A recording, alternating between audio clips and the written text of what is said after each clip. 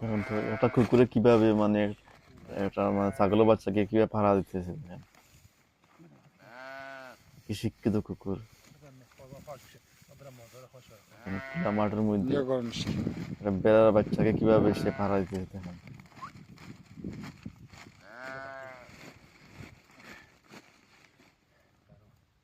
শত শত বেড়ার পাহারাদার এই কুকুরটি।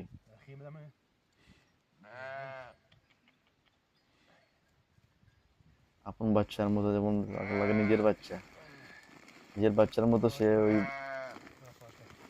বেড়ার বাচ্চাটাকে সে পালতেছে।